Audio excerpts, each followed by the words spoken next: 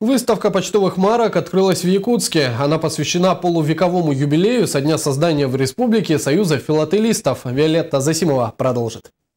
Филателист – человек, страстно увлекающийся сбором и хранением почтовых марок, их изучением, обменами, оформлением в тематические коллекции. В почтовом отделении номер 27 свою юбилейную стендовую экспозицию представили 43 филателиста не только с Якутии, но и из других регионов страны. Марка очень интересная, собирательство почтовых марок очень интересное занятие.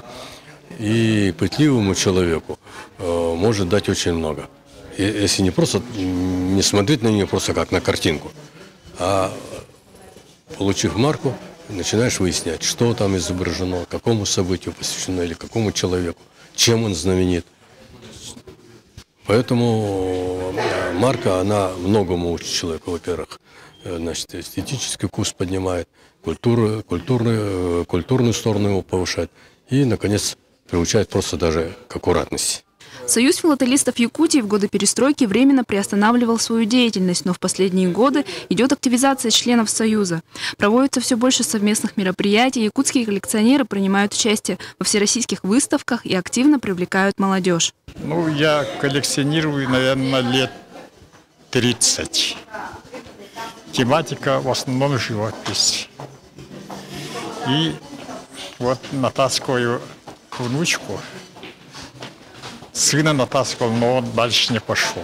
Представляю коллекцию «Российская Арктика».